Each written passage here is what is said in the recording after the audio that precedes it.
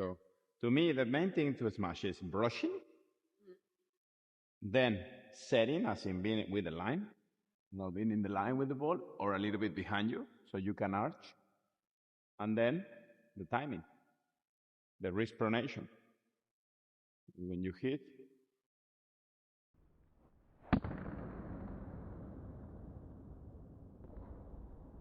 hello guys, we are today actually in Dubai. We were lucky enough to have the support from Max. We are in Padel Art. It's a beautiful club. We are gonna work today on how to hit a proper smash by 3 meters, basically better known as por tres. Now, there are 3 basic things that you cannot not do if you want to achieve this shot. The first one is to understand how to put kick on the ball, how to brush the ball. And there are many ways you can look at it. For example, if the ball was a clock and this is 6 o'clock, well, you need to start hitting the ball in your mind. Imagine you are hitting the ball around 7 o'clock. So basically by brushing from down to up, you will actually create a lot of kick motion, which is needed for the ball to hit the glass and then jump up. Also, I like an example that I use with kids, which is imagine that the ball has long hair hanging here. So when I have the ball up there, I need to move that hair. Yeah, the hair is here hanging. I need to move that hair to this side. So it's like if my hair went from here to there. Yeah, so it's actually also a very nice way for kids or for somebody that needs a more simple explanation to understand how to create that motion, that rotation on the ball that will make the ball jump. Woo! I couldn't even reach it if I jumped. So that is important. Now, the second thing is probably the most difficult one is how you set for the shot, yes? I got this advice long ago, and it has helped me a lot because when the ball is coming, when you are playing, it's not easy to get under the ball. Yeah, even it's okay if the ball is a little bit behind you because it will force you to create this arch, which is important because the arch will help you to get a little bit higher and have a little bit of lag on that motion. Now, why I say it's the most difficult thing, because, it's not easy to get in the same line as the ball. To me, that's probably why when we train and we do the smash with the basket or with the confidence booster, it works amazingly. But then in the game, it's not so easy to set, yes? Because you don't know where the lob is going to come. You have to move, adjust, set the legs, hopefully cannot together, so you can reach a bit higher, yes? So a good way to start understanding this is to toss a ball and get in under. Or even better, get under as in, hit it with your head. That way, we are sure that you are actually in the same line as the ball. So to have a good visual for you, imagine that when I'm going to smash, if I freeze this moment, this is the line we want to have. See, I'm like an arrow to the ball. Because from here, what I'm going to do is I'm going to try to catch that ball really high and do the motion of kicking so the ball jumps. Now, there is the last thing, which is number 3, is what you do with this guy, with the wrist. It actually becomes a very important thing if you want to achieve the shot consistently. Yeah? We call this pronation, and it's basically what you do when you throw. When you throw, you pronate. Yeah, see my wrist facing that way? I also like to use the example of a basketball player. A good basketball player shoots and leaves the wrist there. Yeah?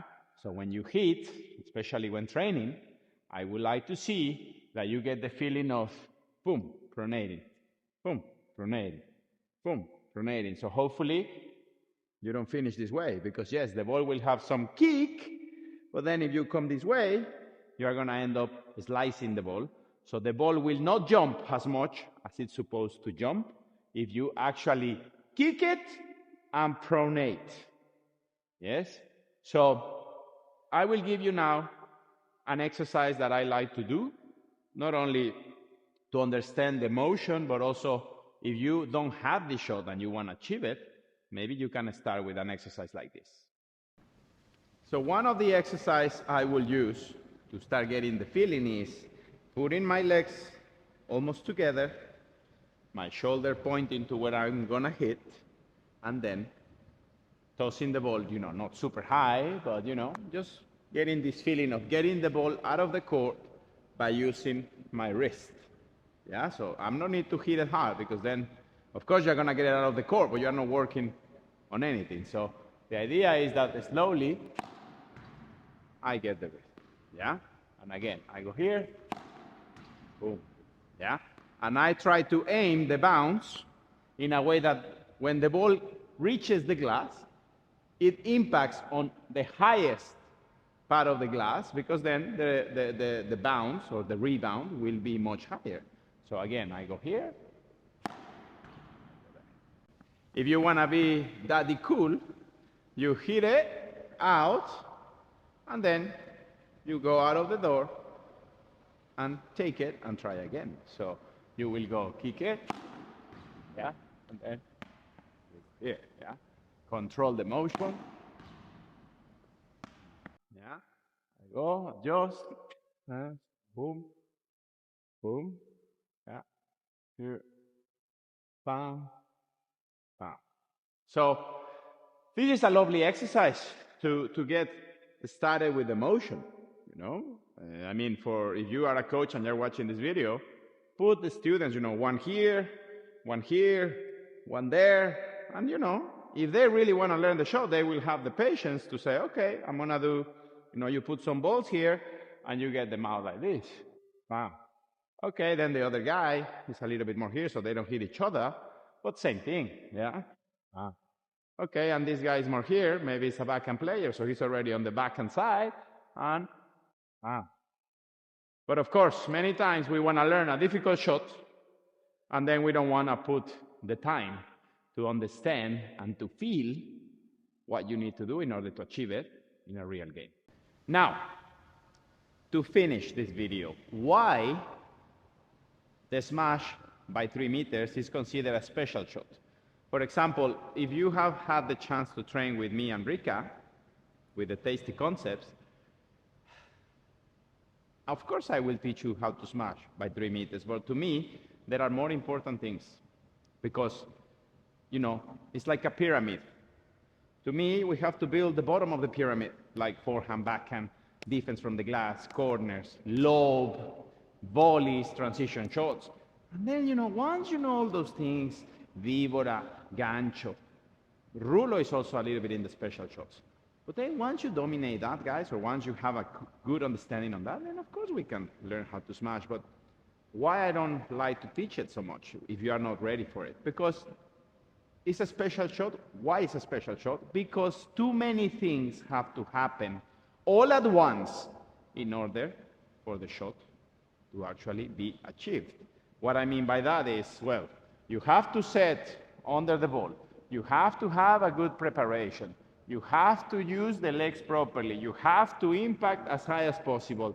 You have to brush properly, and you have to pronate the wrist properly in order to get the shot out of the court. So this is why it's considered a difficult shot, because too many things have to happen at once and all connected in order for that shot to happen. So yes, do you want to have it? Yes, of course, because every time you get it out, your chest goes like this, and you are daddy cool or daddy cooler because you get it out by 3 meters. But at the same time, do you really need that shot when you play at a club level? Do you really? Is it that important? I mean, have you ever wondered how many points most players that use the smash win with the smash? Excluding Tapia, Coelho. Don't tell me that. Don't use those guys as an example, because those guys are like from a different planet. But you that live in planet Earth and play with recreational players at your local club, how many points do you think you're going to win with the smash? So answer below. I don't think you will win more than 10 points in one match. So instead, how many víboras you're going to hit in that match? Shed loads. How many lobs are you going to hit in that match? Hopefully, even more than the víboras. How many volleys are you going to hit in that match? So fucking many. So why are you going to waste a fucking month to learn how to smash by 3 meters to win 10 points? Really? Are you that arrogant that you want to learn that shot just to be that cool? All right, it's up to you.